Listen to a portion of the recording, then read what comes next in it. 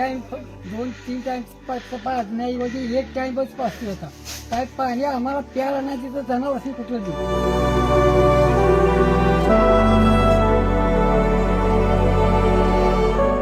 सह्याद्रीच्या कुशीत वसलेलं आणि महाराष्ट्राला मोठ्या प्रमाणात वीज पुरवठा करणारं 105 TMC क्षमतेचं कोयना धरण सध्या चिंतेचा विषय बनलंय. एकेकाळी तुडुंब भरलेलं हे धरण आज जलसंकटाच्या उंबरठ्यावर उभं आहे. धक्कादायक बाब म्हणजे धरणातील पाणी साठा झपाट्यानं घटतोय आणि आता अवघा 15 TMC पाणीसाठा शिल्लक असल्याची माहिती समोर येतेय. एका बाजूला आटणारं धरण आणि दुसऱ्या बाजूला तहानलेली गावं. काय आहे साताऱ्यातलं पाणी टंचाईचं भीषण वास्तव? कोयना धरणातील पाण्याची पातळी घटल्यामुळं अनेक वर्षांपासून जलाशयाखाली असलेली जुनी मंदिरं, घरांचे अवशेष आणि बुडलेल्या गावांच्या खुणा पुन्हा एकदा दिसू लागल्यात. एकेकाळी पाण्यानं भरलेला हा परिसर आता ओसाड झाल्याचं चित्र पाहायला मिळतंय.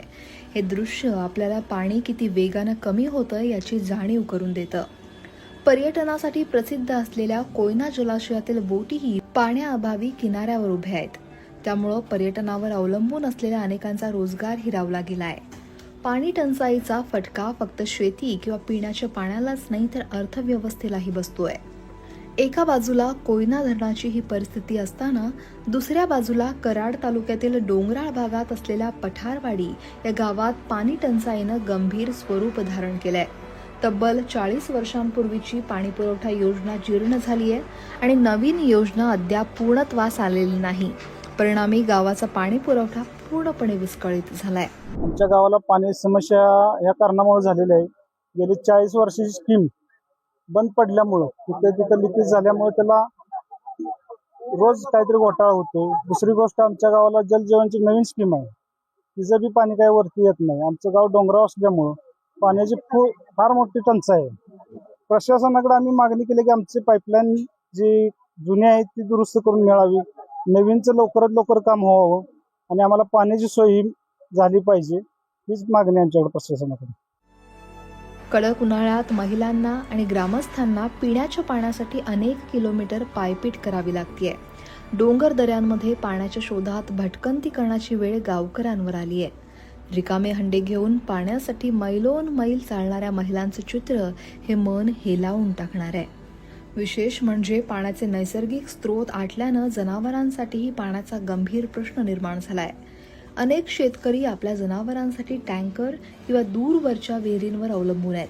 पाणी नसल्यानं जनावरांचंही मोठं हाल होत आहे.